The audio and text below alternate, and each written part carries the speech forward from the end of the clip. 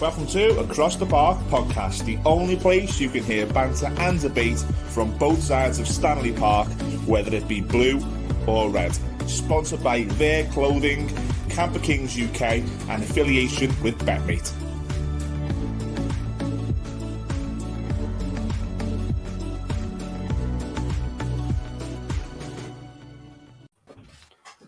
Hello everyone, welcome to Across the Park podcast. This is our 22-23 season preview.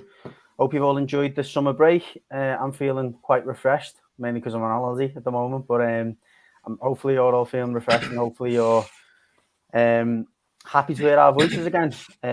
Massive thanks to Mildy for putting together some of the filler episodes during the summer with some of our or some of the friends from the show.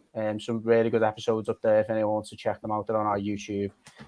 So just get across to search Across the Park. Whilst I'm on that one, please subscribe. I was doing the geeky thing of looking at our data the other day, and there's so many people who listen to our podcast. I think it's 80% of the people who listen to our podcast who haven't actually subscribed. Please subscribe. It does help us. It's only a small thing. Just click that button in the bottom right hand corner. And yeah, do us a favour, really. It's really massive for our egos and for a few extra pennies that we get in there as well. So please do that. While I'm on it, thanks to our long-term sponsors, Camper Kings UK. Can't be a better time to get out in a camper van now that crazy heat wave's over.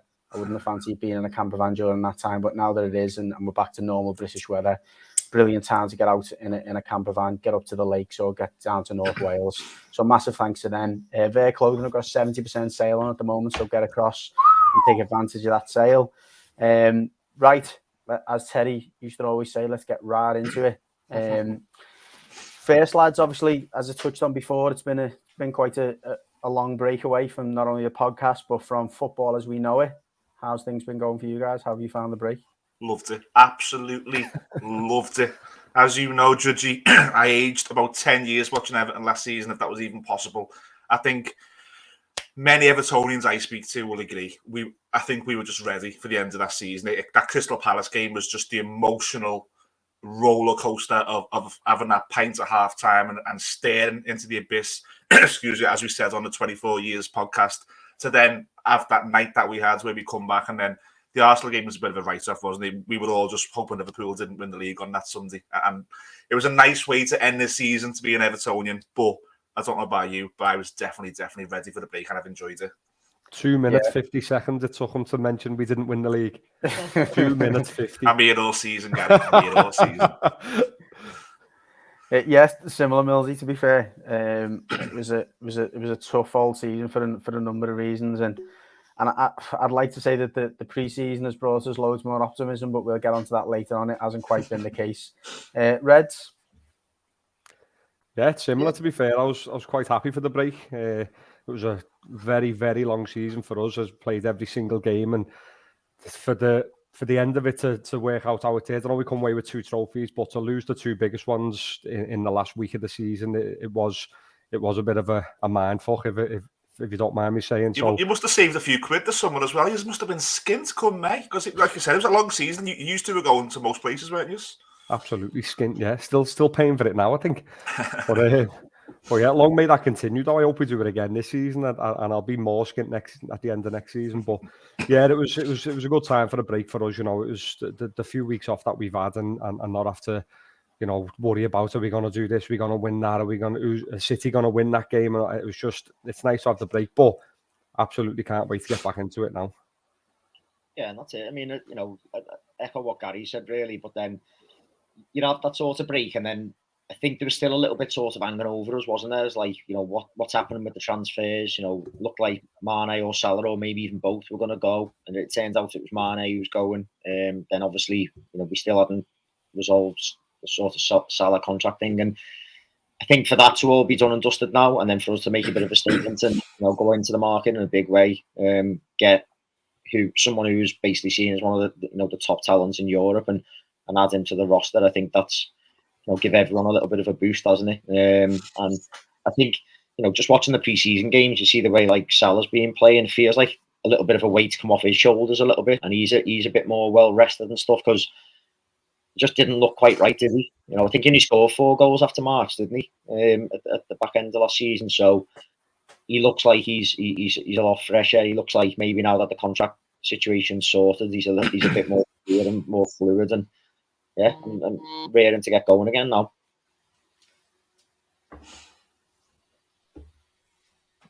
I want to break the silence there. Just waiting. That was it. You took my head and you were on mute. Yeah. Just wanted to obviously touch on. I say touch on it. The summer over the last few weeks has been dominated by the Euros from the women's. You know, football obviously taking place in the UK. It was a massive occasion for women's football and you know, and for the country. I mean, every single tournament that the men have had over the last 30 years has all been about it's coming home and trying to win a trophy, and the women have made it look easy pretty much the first time they've had any attention on, and they've smashed it. So massive credit to the women. I mean, I was over here in Mallorca on Sunday when the final took place, and we had a few friends over, and the kids were watching it. We made a big deal out of it. And I thought it was class. I mean, seeing Wembley full, you know, for a women's game was a massive occasion. It was the biggest attendance in a European or a European Championships game in England, which is brilliant in itself. But I don't know about you, regardless of the football, because there's definitely been two sides to the fence. Let's be honest. There's been the people who've just celebrated it for what it is. You know, it's momentous. It's a huge achievement for women's football. And there's been people who've said, well, let's compare it to men's footy. But coming away from the football itself, I just think like the atmosphere and everything about it's been a breath of fresh air.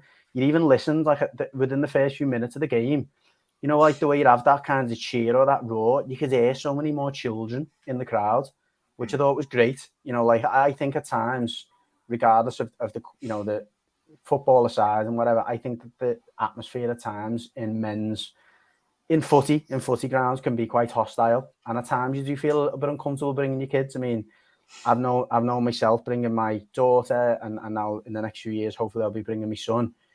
You know, you don't expose them to the type of language and the aggression that like you sometimes see in football stadiums. You didn't really see that or hear it in the women's game, and that's what I thought was quite nice, and it seemed like a more friendly atmosphere. It's like that. I take Noah over to the women's Everton games because it's around the corner from where I live, and the atmosphere is like you said there. It's night and day. There's no swearing. It is like a bit of a carnival. They get balloons and stuff and horns, and you can hear that with the England games. I think away from that, what this does now is it just inspires a new generation of kids, whether it be boys or girls. I mean, I know there's always the thing with the city and the connection to the England football team, but I go back to, regardless of that, I go back to when I was a kid. Euro 96 for me was just amazing, and I was right behind as a young boy, right behind the country. And I think there's kids that age who would have done it again this summer, and there'll be more kids now wanting to buy football boots, wanting to play football. And in turn, what that does is it gets families back on the parks and doing other things, getting kids out. I think it's massive that it happens in this country. I think it's massive that the media got behind it.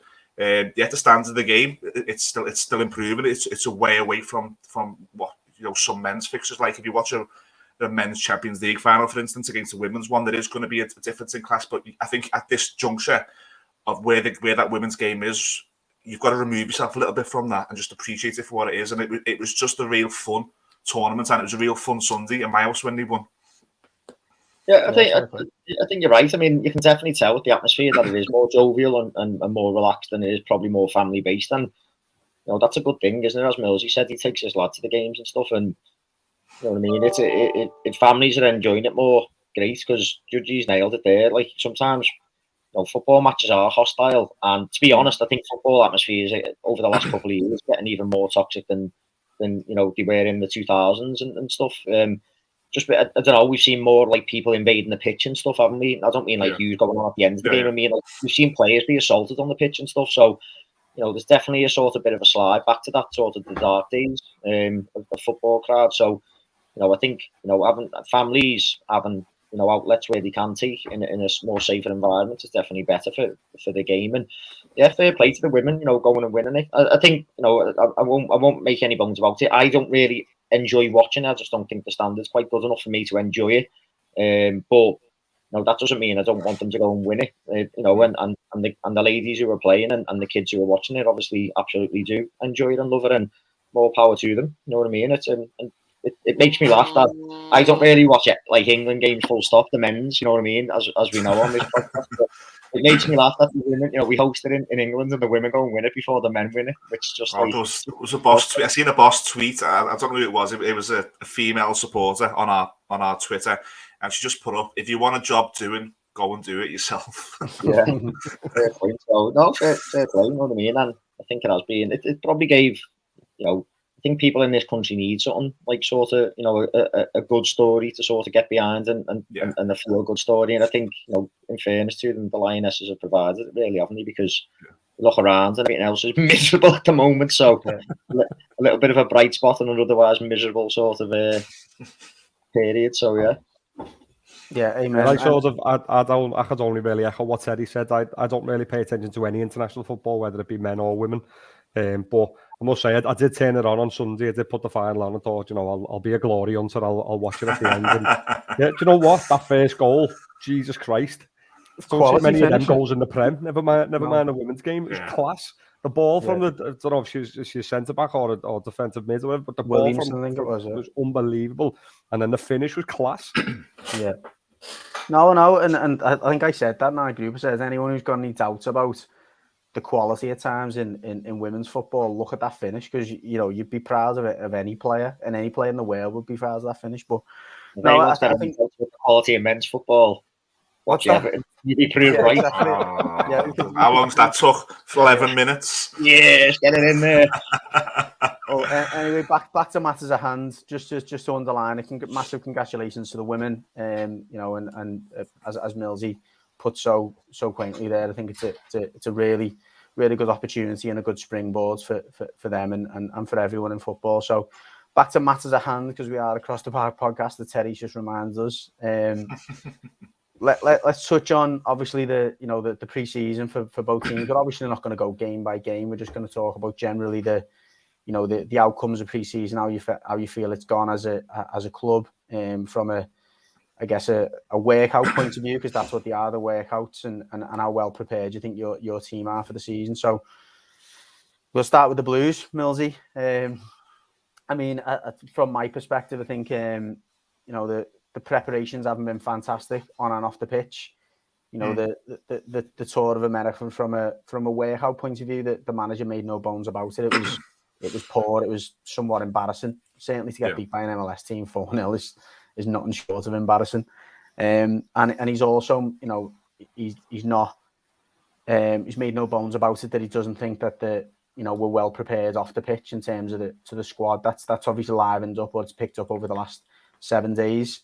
What are your thoughts on I guess the position we're in going into the season? It was interesting after the Blackpool game. The Blackpool away game followed the Minnesota game, didn't it? And Frank Lampard said after it that he asked for a reaction because he knew there was going to be an awful lot of Evertonians in the stadium. I think to be asking for a reaction from your players in pre-season shows the mentality of what we have in that dressing room. But after pre-season, he's asking for a reaction, or during pre-season, he's asking for a reaction. And, by all means, Everton played well against Blackpool. Everton played well against Dynamo Kiev on Friday. I was at that game as well for all of 30 minutes before my little boy wanted to go home. It was a bit too much for him, like he's now in the WhatsApp groups. But I did watch the second half of that game at home, and I think Everton played well. I think you probably watched more of it than me, because I was leaving when Everton was sort of under the cosh. And that's as close as you're going to get to the Chelsea game. That's that. At least that system. Maybe not the personnel, but what I'm taking from it is Everton going to start the season with this 3 at the back, whether that's a 3-4-3, a 3-4-2-1, a 3-5-2, I don't know. But I think what I'm taking from pre-season is that's the system, but we certainly haven't got the personnel going into it. I think going into this summer, we're not thick. We knew someone had to leave before June 30th. That someone happens to be our top goal scorer. Have you replaced him with 4 games before we kick off? Absolutely not. Have Everton done some shrewd business? It's all opinions. Some would say yes, they've got to do it a certain way. Everton have got to make these down payments. And Denise Barbackstale said in her programme notes for the Kiev game that they're showing that they've learned and not just now giving teams what they want. And that can be looked at as a positive. But personnel-wise, going in, Judgy, I don't think we're ready. No, I agree. I think the headline, as you said, is Richarlison leaving and is not replacing those goals. I've said it so many times, and it's not just the goals; it's his influence on the team. It's his work rate. It's the nuisance factor. Do you know what I mean? Like, Yeah. I think someone tweeted it the other day. We played 10 games without him last season and picked up 5 points. That sums it up. So regardless That's just got about me when excited for next season. What's that? That's just got me excited for next season. But no, I think that is the biggest factor. I mean, the two potential players who've been linked with, if you like, directly replacing them, and we're not sure if we might get both of them at the moment, are Cornet and Batshuayi. Now, Batshuayi is not the player to replace Richarlison on and off the ball. He's not a nuisance. I have just seen something on Twitter literally before we come on that I don't know if it was an official Everton statement, but some mods come out and said Everton are absolutely not in for Batshuayi. Okay, well, that's a relief for me. I think he would have added a little bit of depth to the squad, as in, like, at the moment our backup striker is Rondon, so you can't say much more about that. However, if that was going to be the like for like replacement, then it was going to be a lot further, wide of the mark than we needed. I don't think Cornet's a bad acquisition, in my opinion. I think he's a very similar profile to Richarlison. He's very hustle and bustle. He's a very physical player. He's got a lot of quality. To score 10 goals, I think it was, for Burnley in just over 20 games. For that Burnley side is not to be sniffed at. He's very versatile. He can play in different positions, like Richarlison across the front line.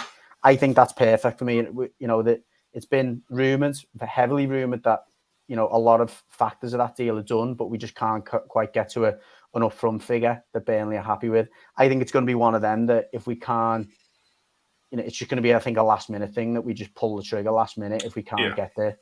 I think the end of the transfer window is where we're going to be our busiest, and historically that's how Everton have operated it. When there's been tight finances, Everton have tried to, for whatever reason, they don't want to pay a wage in July, they don't want to pay a sign-on fee straight away, or they think they're going to get a better deal going in to last week. But I completely agree. I think someone like Cornet would be a good sign. Would he set the world alight? Would he push Everton 10 places up the table? No. Would he help to replace Richarlison? I think so. But I also think you need someone else, because there was times last season when we had Richarlison and Dominic Calvert-Lewin, and then we only had Rondon, and it wasn't enough. So I think though, touching on the way that Lampard's looking to play and the positions he's looking to occupy, I think he only wants two, maybe 3 at the most forwards. I don't think he wants more than. I think 2 centre forwards in this squad is probably enough. When you look at the acquisition of Dwight McNeil, you look at Gordon, you look at Damari Gray, you look at, if you like, Townsend being 4th choice. I think there's enough depth in there in the way that Lampard's looking to play for us to have it. If we add another forward of the ilk of Cornet and we add Dominic Calvert-Lewin as well, I honestly think that's, whether it's a good enough quality is only time will tell. But I think personnel-wise, I think it's enough. I think we'd get caught out at some point this season with that. I've got no doubt about that. But relative to where we are and the resources we've got at our disposal, I think that's as good as it's going to get. Yeah, and you're probably right. The window shuts on the 1st of September, but I think Judgy's right. It's down to resources. I think if we win, it's the unperfect storm at the minute for Everton, because what we need is what we can't go and get. Now, there's rumours now Gueye coming back. I'm excited by that, but when I take those blue glasses off, or tinted glasses, I haven't seen him for 3 years. Now some of you may watch PSG more. I don't watch PSG, so I don't know if he's going to come back and be able to cope with a Chelsea at home at a 5:30 and a pace day player. Can he go to Anfield and help Everton try and get a result? Is he still that good? There's 2 factors. There's 3 actually with the Gueye thing. One is the league itself, and couple that with the team he's playing for. The games he played in the league for PSG last year, 80% of the time they've got the ball, and all he's having to do is he's not really on the ball. He's just putting himself in a position where he just puts out that fire every now and again. The second thing is, I think in the Champions League has been where he's been at his best for PSG, and that's where they maybe have less of the ball. So that's a positive. So there's like one and the other there. The third is, again, a double-edged one. It's his age and it's the league he's coming into. He's aged 3 more years. He's 32, turning 33, and he's coming to a significantly faster league where he's going to be having less of the ball, so there's more demand of him. So I think I agree with you. I think it's as good as we could have got for what we've got available financially. However, I don't think it's going to be the same Gueye that we give away or we sold 3 years ago. Yeah, the interesting one as well is at times in pre-season he's played Dele Alli as a false nine. At times in games, and maybe that's an option that maybe in game he's going to do sometimes. Everton go 1-0 up in a game, and he wants to see that's 20. Well, the thing is though, that's the thing. If you have Gordon, for example, and Cornet playing off a false nine, that probably works because they're both quick enough to get in behind, and you have a nine. Like he's not looked Dele Alli. It still remains to be seen whether he can recapture the form that he produced at Tottenham or earlier. But it's more of that type of Firmino type person, isn't he? Who's not necessarily, but he just hasn't got the work rate.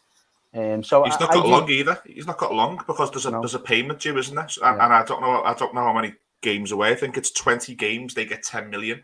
Now I imagine he's not halfway through, but come October, I imagine we're going to be having to say to one another, do we pay the 10 million for this guy, or do we sit him on the shelf till January and see what we can do? So he hasn't got long, Dele Alli. No, well, before we move on, then let's just try and bottom it out and move on to the Reds.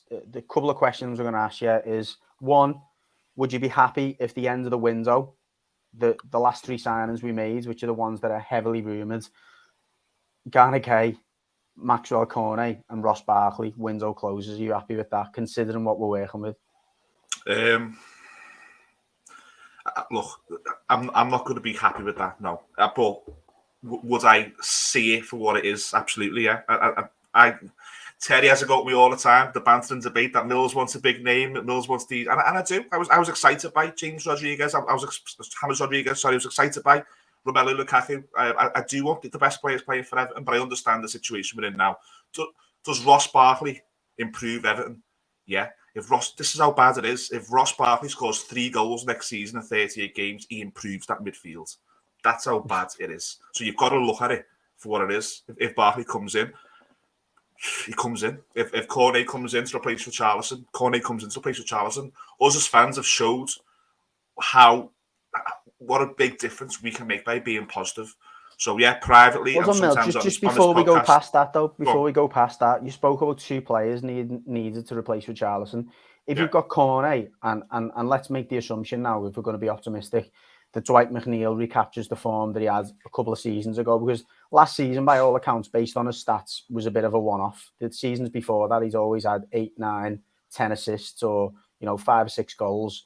Let's assume that we get that Dwight McNeil. He's still only 22, by the way. Yeah. And we get a Maxwell Cornet that gets us 12, 13, 14 goals, which is more than what Richarlison generally got us. Is that not improving the squad?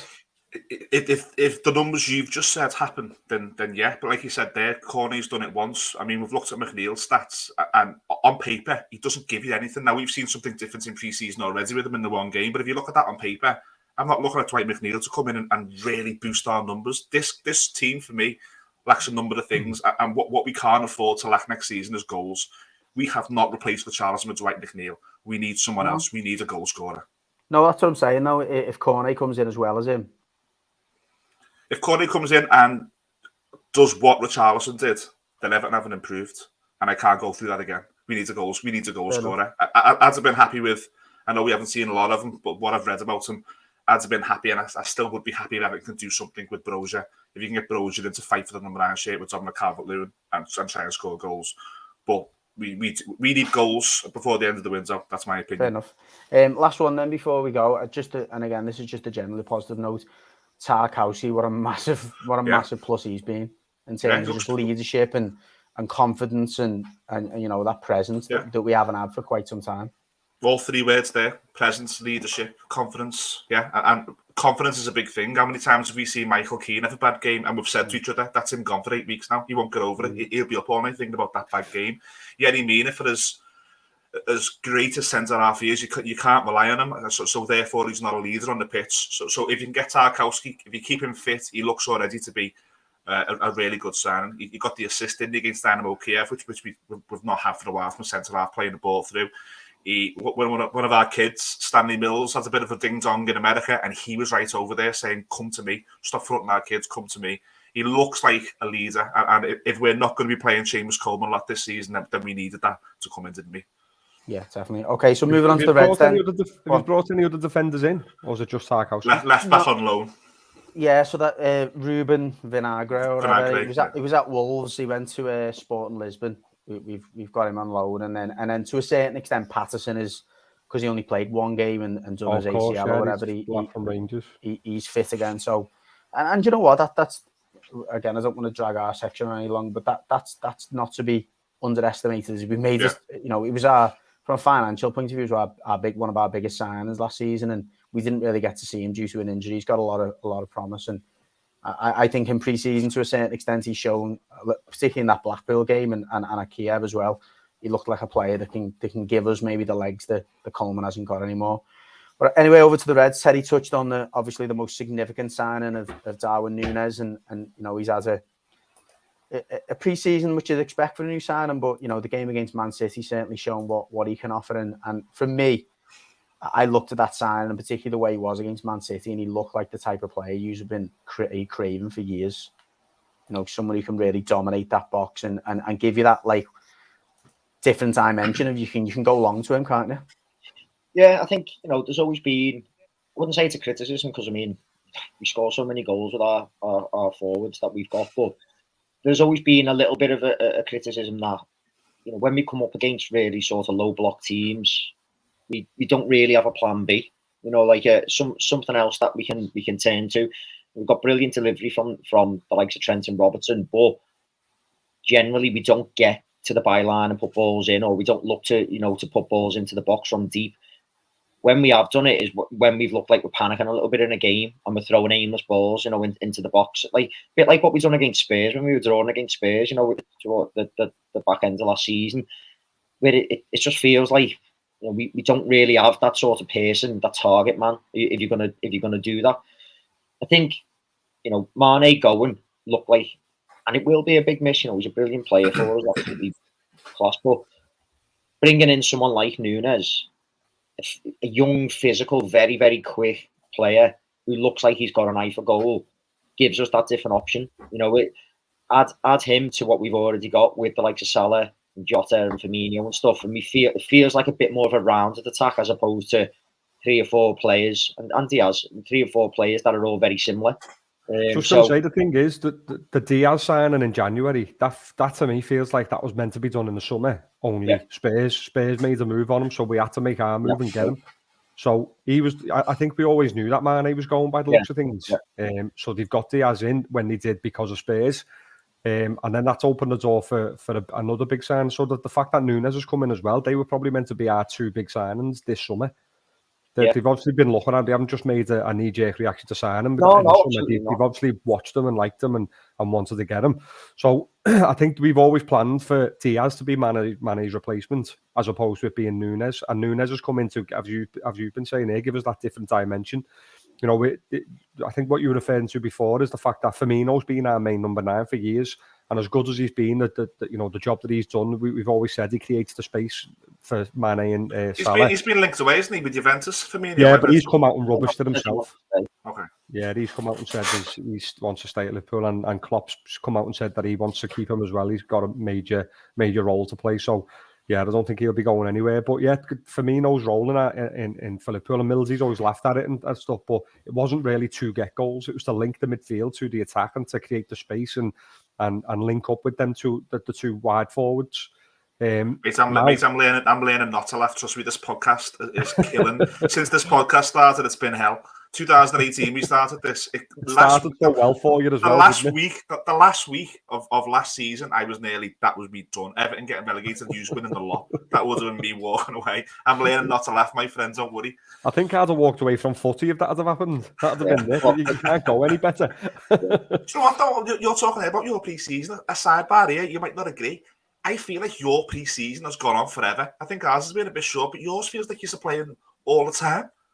We played a few games. I don't think we played. I thought ours was like reasonably late start because like when we played Man U, they'd started their pre-season well before us, haven't they? They had a couple of games. That seems like ages ago. It seems like forever. That. Yeah. But we have played a lot of games. We've been playing like 2 some weeks in close together and stuff like that. And it's been a bit of a miss, the pre-season, which they always are. But I think what's pleasing is that, you know, although the Charity Shield is still, you know, it's not as competitive as a league game or whatever, or a proper, you know, in once the season starts game.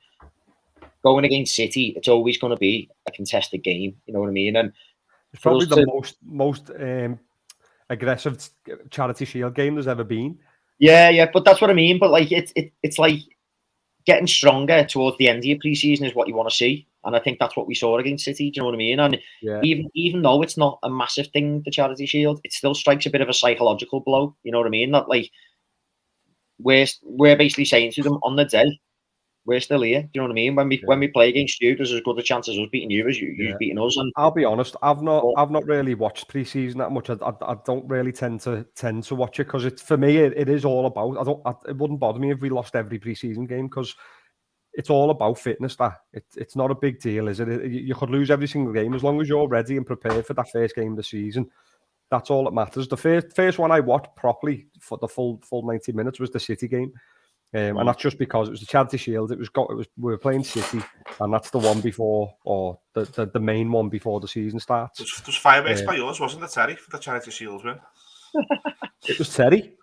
Yeah.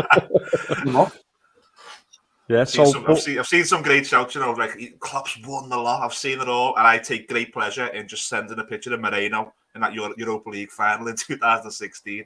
Taking great pleasure in that shout. Klopp's won the lot. Not quite, boys. Not quite. All the big ones he's won. Yeah, I mean, it's just one of them. I agree. Like pre-season, it's nothing to get too hung up about, but I do like to see us getting the wins and starting to, you know, look like we're putting it together again. So it's moving away from just the fitness component and starting to say about Terry's patterns. The busy just there about Terry's fireworks there is there in the background. Just starting to see the patterns, you know what I mean? And I think, you know what, it has been, as I say, we got better towards the end of the pre-season period, and we're starting to see. And I think we do look like we're ready. As I said before, I think Salah looked really sharp in the Charity Shield. You know, Thiago looked really good. You know, again, so it looks like if we can keep him fit, he's going to be a very important player for us this season. So I think we sort of skimmed over it, but I think one of the biggest things for us this pre-season has been Salah's contract. You know, you touched on at the very start saying like he looks like there's a bit of a monkey off his back and stuff, but I think that's probably it. The fact that if we'd have went into the season and that was still not done, and we weren't sure what was going to happen, if we were going to be having to sell him in January or he was going to go on a free at the end of the season, that would have weighed heavy on us that all season. That'd have all you'd have seen. If he'd have had a bad game, that's all the press would have jumped on. That's all you know, you'd have seen all over Twitter and all social media. So the fact that now that's done and dusted, it's out the window, it can't even be talked about now. I think that's a massive, massive thing for Liverpool.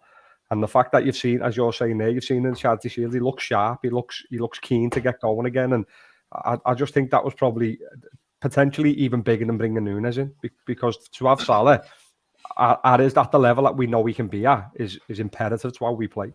Yeah, absolutely. And you know what I mean? They're the big parts. But if we look at, like, you know, the rest of the summer, I mean, what do you make of the signings that we've made, guys? You know, do you think it's enough going into the season? Like when you look at our team, because obviously we signed Ramsey, you know, to give back up to Trent, which I think is important. You know, I've said it in the past. I still think we need a viable option at right back. You know, to give us chances to rotate Trent out the team for rest and stuff, but also, you know, to let him know that there is, you know, a live option there. I think we've seen that with Tsimikas. It's been a blessing, hasn't it? You know, to be able to have him to come on and West Robertson. So we signed Ramsey. We brought Carvalho in, which obviously we knew was happening ahead of time. But he's looked like a very lively prospect, hasn't he? What I liked about him, and I think one of the big things with young players is having confidence to be able to break into the team without it becoming arrogant. So I think that's got to be a big thing on his behalf. He can't become like what Jones seems to have become like. But I think what I did like about him in an interview we had, he said he sees himself as being part of the Portugal squad for the World Cup, and that's his aim, to make himself put himself in contention to be in the Portugal squad to go to Qatar. So the fact that that's on his mind shows that he's just expecting to be part of the team, playing a lot of games to be noticed. Yeah.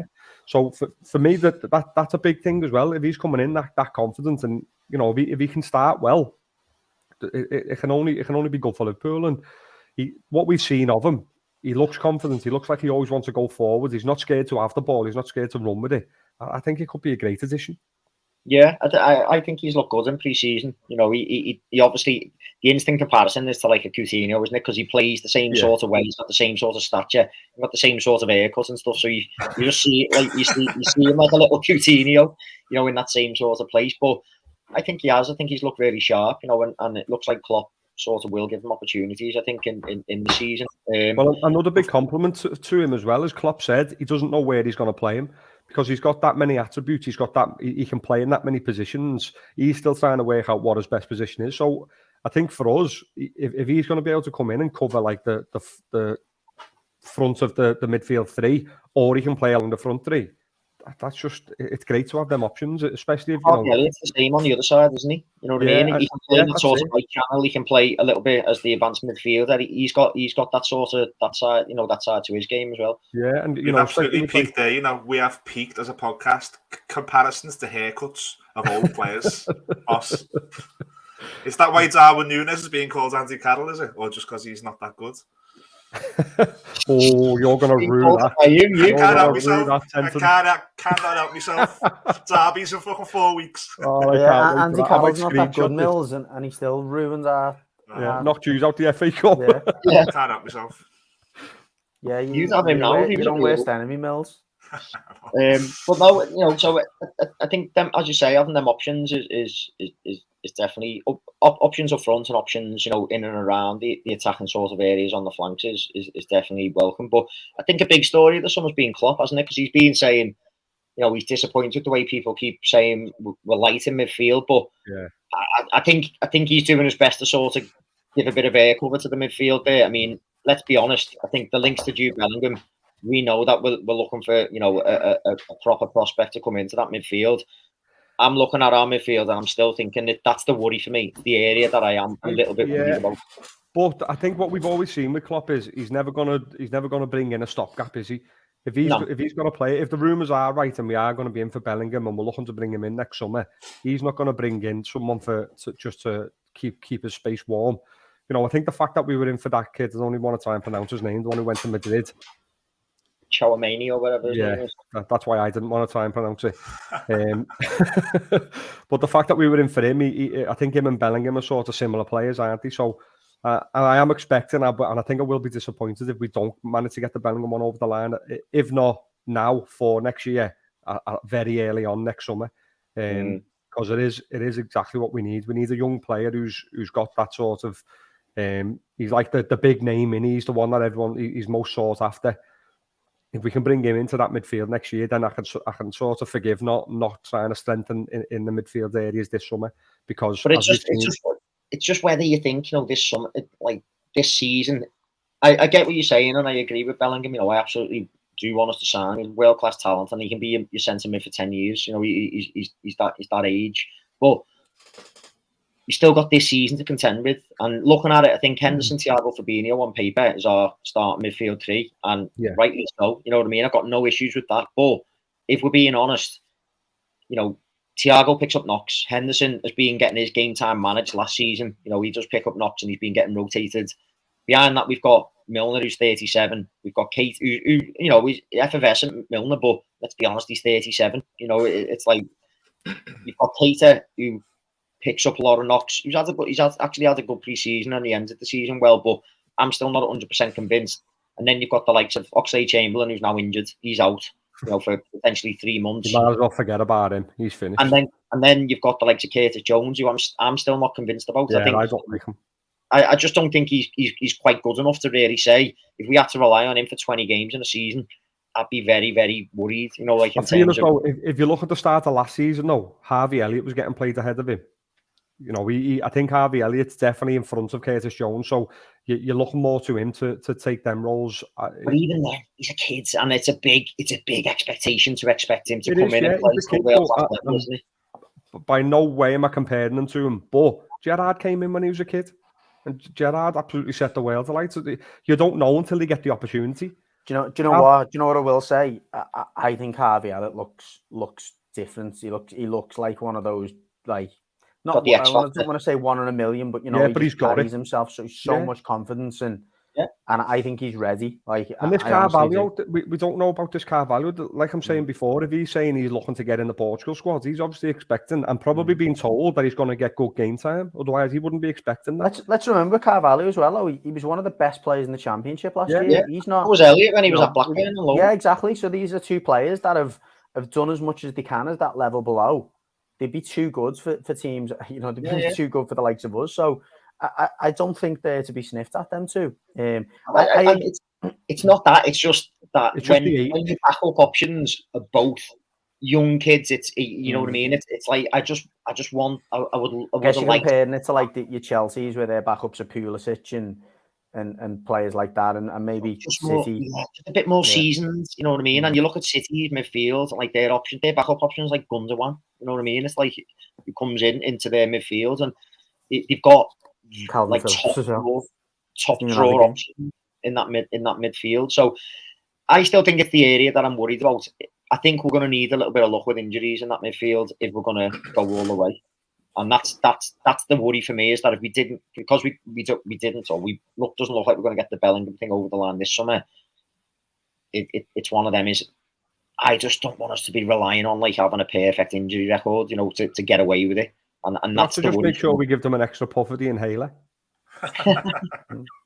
Yeah, but you know, because I look at the likes of Spurs and they've gone and signed like Zuma, right? He was a good player. Do you know what I mean? What a perfect signing that would have been for you, yeah. Relatively low money, Premier League proven, looks a good player. I don't think that really discourages her from going for Bellingham next year. You know, what did they pay for him? I can't remember what they paid, but it wasn't massive money.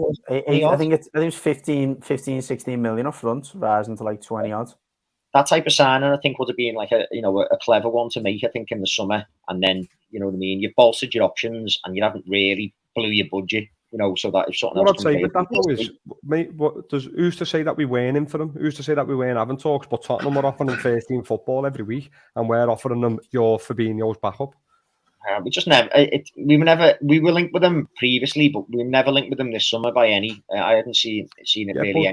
When did you see anything linking us with Fabinho when we signed him? Yeah, maybe. You know what I mean? You don't know what goes on behind closed doors. The good thing, and we've always said it, the good thing with Liverpool since Klopp has come in is that you don't really hear of anything until it's done. So the fact that we've not brought someone in, it's not to say that we haven't been looking. It's not to say that we haven't been in for Basuma. It's just that we probably couldn't offer him the game time that he's going to get at Spurs. He's probably going to walk into their midfield and be their starting defensive mid. Whereas for us, there's still 4 weeks of the window, isn't there? So, you know what I mean? You never know. I know we don't normally do much. There's still hope. You might log on to Sky Sports one day, and as Gary said, you're all very secretive, and it says Liverpool have signed Fabian Delph. Might get what you want. Yeah, I'd rather me. What you're imagining world. More likely is that we log on to Sky Sports and Liverpool have signed Jude Bellingham. And then we've signed Fabian Delph back. Yeah, you've re-signed him. So no, I mean that's the only area that I'm a bit concerned about. But it's not to say I'm panicking or I'm worried or anything like that. I think you know what I mean. On the back of go on, Gary. Sorry. I think it's just going to depend on as we just very quickly on how the kids do perform in it. How Elliot comes into the team, how Carvalho settles into the team. If they can settle in quite well, and as you say, we're lucky with injuries, we'll be sad. On the back of that, then we're going to move on to the part of the show that I've been dreading since Millsy suggested it. Expectations or predictions for the season. Now, as you said before, Millsy, we've got till the end of August for the transfer window, so I'm going to assume that things go a lot better than they have done so far with my prediction or expectation. We'll start with you, Millsy. Start with the more negative one, so we can end on a bit of a positive one. Look, I think it's going to be tough. I think as it stands now, it's definitely going to be tough. I don't expect the window to shut on this squad. I do think there's more business to be done. Whether it can be the right business that will improve us to get us away from a relegation fight, I can only hope, but I don't expect it. This is Everton at the end of the day. I'm going into this season with my eyes wide open. I don't think, despite them winning 3 important games or 4 important games the back end of last season, I don't think it's still a very good team. I think there's going to be times next season that's going to be tough for us as fans. I think we're going to leave Goodison Park a few times, not happy, going to watch away games, not happy. I I think it's important that we do stick together as a fan base this season. I don't think it's going to be a really, really great season. I think it's relying on us to carry into this season what we did at the end of last season as fans. I think with that has shown to give that team more points by itself. The fans getting behind that team last season was worth points. It was points in the bag. We've got to do that as fans, but the team on the pitch, despite the fact that I owe them all a pint for getting us out of it against Crystal Palace, despite the fact that he got us into it in the first place, but he got us out of it.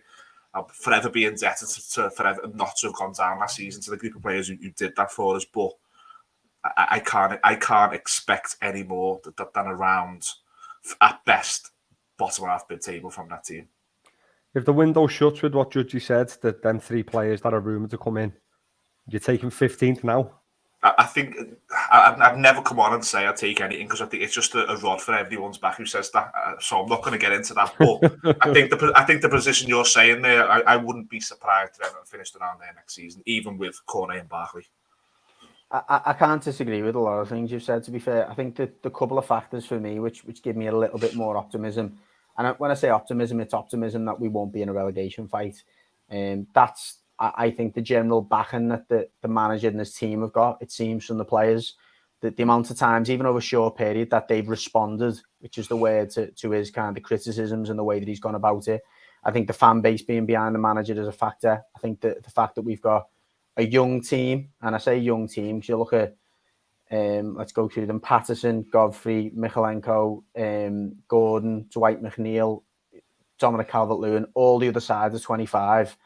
I think that's going to be a plus and a negative for us. I think we'll lose some games handsomely because of that, where maybe the young players have got a bit carried away. But I think at times, I think we've got a lot more energy and legs than athleticism that we've had in recent years as well.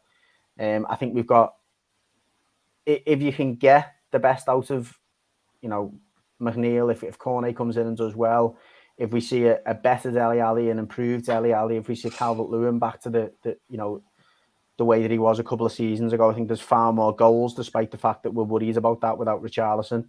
I still think, with all that said, that I do agree with a lot of things you said. I think we're looking at best maybe 9th and worst probably 14th. I think that's about where we are. I don't think, and again, I'm going to put me in neck on the line, I don't think we're going to be relegation fodder. I really don't, over the stretch. But it all remains to be seen. I think it's a question of quality and whether some of the players can realise their potential this season. I think it's a massive season for Anthony Gordon. He got a lot of accolades for his impact in terms of his pace and his a lot more responsibility on his shoulders, but he's got to produce the goods this season in terms of goals and actual assists, because that was lacking in his game last season. I think if he can do it, like I say, if Dwight McNeil can do it, I think if Calvert-Lewin can get goals again, if Tarkowski can continue to be the influence that he was, if we even get 70% of the Gueye that we had, and Decore, plays alongside him, I don't think it's as doom and gloom. But like Terry with Liverpool, but for different reasons, we'll need a lot of luck with injuries as well. If we lose a Calvert-Lewin, if we lose, a Tarkowski and someone else at the same time, suddenly we are right down there, and we will really struggle with the lack of characters in that squad. It's a big season for Lampard as well. Oh, huge, yeah. He's got to show that he can pick the team up. I know you had the big celebration after the Palace game and you stayed up and stuff, but their heads will still be down with the terrible season that you've had. So he's got to show that he can. And as you were saying before, the pre-season, only they're getting beat by an MLS side and then conceding two bad goals against Blackpool, and he's got to be able to pick them up. And the first game being Chelsea, tough start. That it's not just pick them up, is it? It's got to show now he can set a team up and build a system and an approach. Because when you're coming in and you're just trying to stay up, you're throwing shit at the wall, open some stuff. You can just get through it. You know what I mean? And you're doing it with an old squad that's not your team and stuff like that. I know his hands are tied a little bit in the transfer window, but he's now had time to work with the players. He's had a pre-season and stuff. He's got a mind, and it's not in his mind the way he wants to play with the 3 at the back. And if he institutes that and it falls on its face, then it's like, what else has he got? That's a test of his mettle in it, really. So I think it is a big season for him. Definitely. Absolutely, yeah. And we've got a trigger happy owner who showed many times that he won't let get to Christmas. If Everton in trouble by Christmas, there's been 3 occasions he's bulleted managers by Christmas. Benitez was just after, sorry. So yeah, I think the Reds have made a great point. I think it's massive on Lampard. I think the window being open whilst the start of the season is in play doesn't help him, and I don't think it helps that we've got Chelsea and Liverpool in the first 5 games. It's going to be tough, and it's going to be, if you take Everton away from it, it's going to be an interesting watch for a neutral to see what Lampard does with Everton this season. Do you know what? I don't necessarily agree with. I know what you're saying about it doesn't help having Chelsea and Liverpool in the first 5 games, but it's a blessing. What? I think it's a blessing. I do. I think whilst Chelsea are not in full pelt and news aren't maybe completely up to speed, you know, even if we get beat in both them games, but we don't get beat handsomely, it's not going to kill the players. Yeah. You know, no one will be going into that game. You know, the press, the club, ourselves, the players, the manager, expecting to beat Liverpool or Chelsea. But I think whilst you've got those 2 teams that are not completely up, because you've seen with Liverpool, you tend to start the season with a few 1-0s and you know, you kind of just start to get into gear, and then you'll 6-7 games you'll smash someone and you'll go. So I think I do think that playing Chelsea the first game is probably as good as it can get for us, because we can just make it uncomfortable for them potentially and just try and disrupt things and what have you. They're in disarray as well, Chelsea. They've got loads of players that like don't want to be at the club, and you know, players have left and stuff, and you know, you've got their manager coming out in pre-season and saying we're not ready, we're not good enough. You know, like, and so it's not like Chelsea are like, you know, putting some absolute machine together where you think they're going to start and go off like house on fire. It doesn't look like they are. I mean, obviously, I look at us and you know, we should be expected to win that game. But as you say, you know, early on in the first couple of games of the season, I never even bet on them or nothing, because it's so hard. Like, teams are starting into the groove, and players might be a bit slower getting up to speed and fitness and stuff. So, as you say, Bridgie, I agree with you. I think it's a bit of a freer for you. You know, you wouldn't be expected to get anything, and then you do get a bonus, as long as you don't get tonked. You know what I mean? Where is the first derby? It's at Goodison. It's the first game after the transfer window closes, like the 5th of September or something. And I completely, do you know what? I completely get what you used to say about them being free hits. The point I was making is I just don't think it's healthy for Lampard to be near the bottom of the table so early in the season and having to make up ground. I think he much would have preferred to have these teams after the first 5 or 6 games. Okay, well, on to Liverpool anyway. Obviously, completely different set of circumstances on your side, but the challenge, obviously, following on from last season, is to overthrow Man City in the league, isn't it? Yeah, that has to be the expectations, doesn't it, guys? I mean, like every season we go into it, and I think we showed last season we should be going into every season now thinking we can win every competition. You know, I think we've been guilty in the past with the domestic cups of being a bit, you know, not too interested in them. But I think, you know, given what we've done last year, you know, I think now we can expect that we should and could go to, you know, the full distance in every comp. The same way that City, you know, generally their fans probably think that with their team. So I'm pleased that we did that last year. Obviously, as Gary mentioned, it was disappointing. We lost the league by points, and we lost the Champions League final by a single goal. But it was like, you know, we're good enough to win every competition we enter, and that's. I wouldn't say it's my expectation for us to go on and win all 4, but yeah, be a tough ass to even attempt to do that again. Especially with the World Cup in the middle, sandwiched in the middle. But I think, you know, this season again, it has to be the league, 1 league title and 1 Champions League. You know what I mean? Like, we just need another. We need to win that league. You know what I mean? Again, I think under Klopp, and I think that's got to be the main aim, hasn't it? Even more so than the Champions League and the domestic cups. Now, the fact that, you know, we've always cried out we want to see a good domestic cup run. We want to see us go and win a couple of them, because, you know, Man City are batting them out season in, season out. The fact that we won them both last season, I wouldn't mind us doing what we've done previously and just sort of taking a backward step in them again, and, you know, really going all out for the league. And even the Champions League, I know them games only come around now and again, but when you do play in them, I just think if it means, say we've got like a City on the weekend or a Chelsea, Tottenham on the weekend, I'd even be inclined to go all out for the league as opposed to the Champions League, because that's got to be what we've got to go for this year. We've got to, for me, we've got to win at least one of them two. But the bread and butter, is the league, isn't it? That's what you've got to do. The league or the Champions League, but I think we both, and pretty much every red wants the league, don't they? You know what I mean? We've seen us win the Champions League. We've celebrated it with the team, but you know, the league, we didn't quite get that sort of release, you know, that we wanted. And I think we do definitely need, you know, another league title to sort of say that this era, you know, has rewarded us. I think the difficulty, and I always say it, is like in any one-off game. I actually think on a one-off game we're better than City. You know what I mean? I think head to head, I think we're better than them. You know, I think the results bear that out over the last, you know, the time with Klopp and Pep.